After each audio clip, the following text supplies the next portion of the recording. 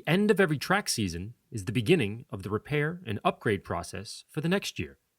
Everything has to be just right by the end of winter thaw.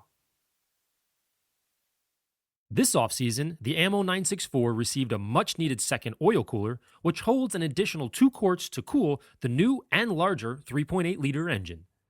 I then increased the iBox spring rate by 200 pounds on all 4 corners to 700 front and 900 rear.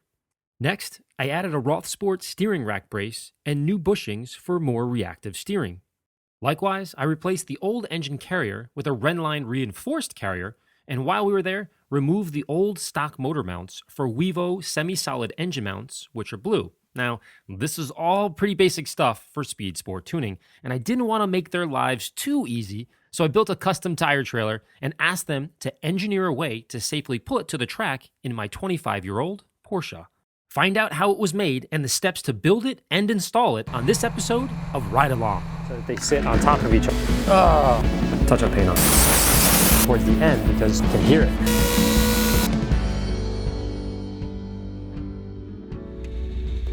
Every track day junkie has the same internal dilemma. How do I bring slicks to the track if I don't have a car trailer and a truck to pull it? Well, for Porsche guys, there's only 2 viable options: a roof rack or a tire trailer. Roof racks are cheaper, easier to store, and definitely functional, but have their drawbacks too. Check out cargosled.com for a few cool ideas and inspirational pictures to help you decide if this is the route that works best for you. I, however, decided to build a tire trailer for my particular needs for a few reasons.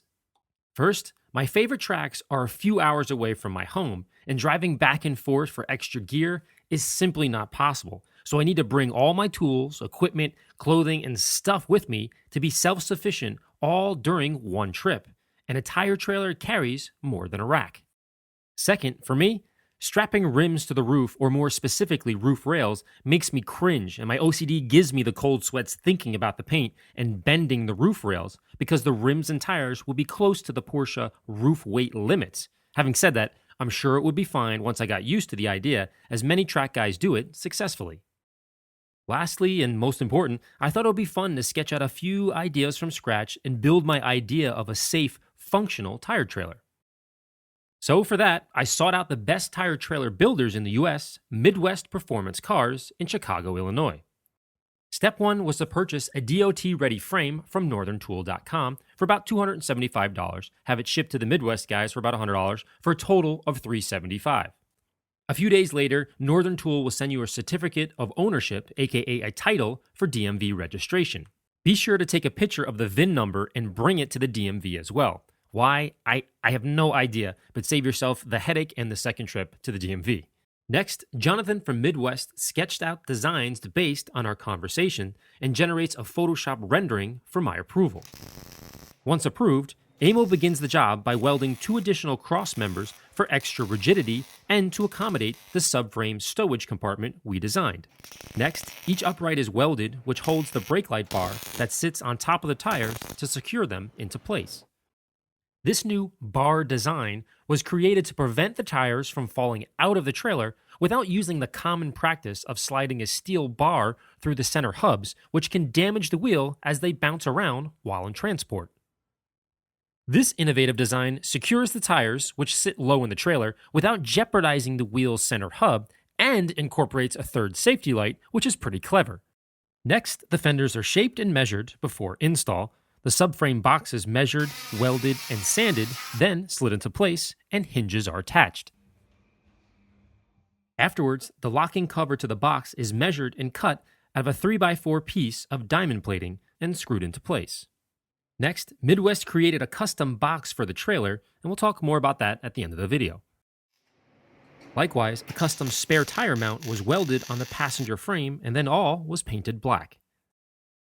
Finally, AMMO retrofit the stock wiring harness to accommodate the Euro-style brake and turn signal separation before a quick polish, wrap, and ship to Speed Sport Tuning across the country. Today we're here at Speed Sport Tuning, and of course, you know Brian Helenko. He's done a ton of work on my car, but I wanted to give you a little bit of a challenge. We have my old 25-year-old Porsche, and we're going to be pulling a brand new trailer.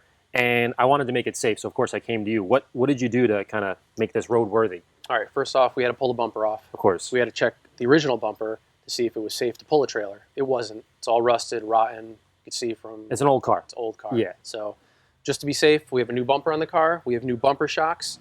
We have a new heat shield for the exhaust system. We had to cut it out for the dual exhaust that you have on the car. And we mounted the receiver hitch to the new bumper. So now it's safe to pull.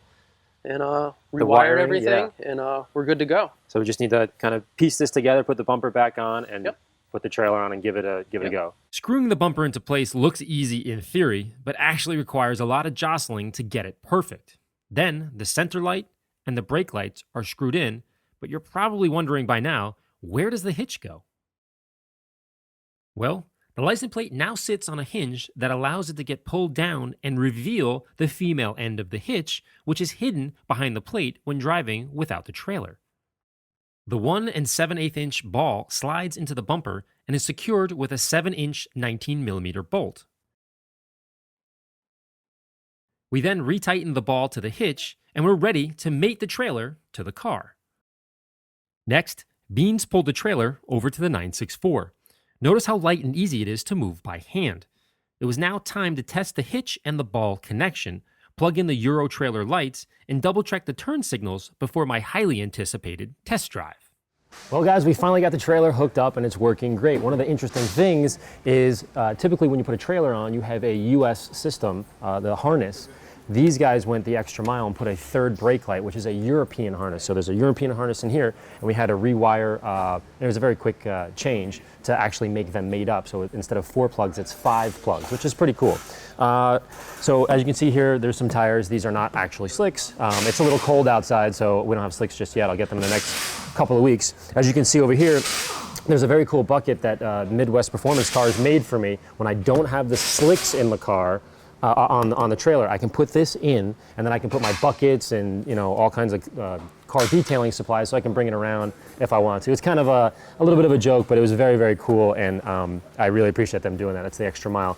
Of course, you can see here, once you lift this up, the bin inside, I can put my helmet, I can put my race suit, I can put Hans device, tools, etc. You close it up, and there's actually a lock right here, so I can lock it overnight, which is very, very cool. Spare tire in case the worst happens. There's a kickstand, and of course, you guys saw the welding.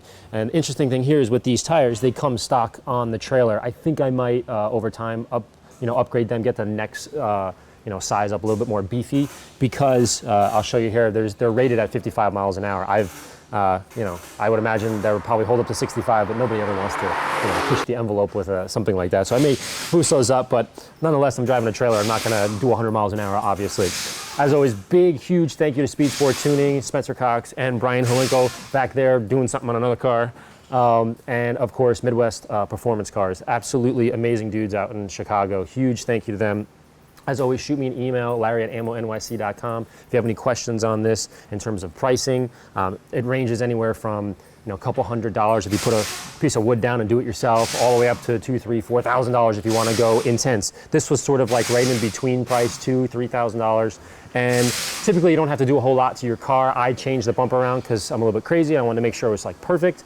And then the hitch, which is very interesting. The hitch is from Will Wood Systems, a really nice guy, Will.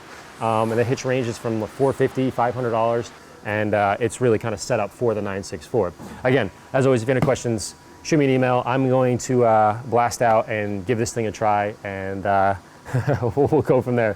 Thanks, guys. I appreciate watching. This was a super fun build. See you next time.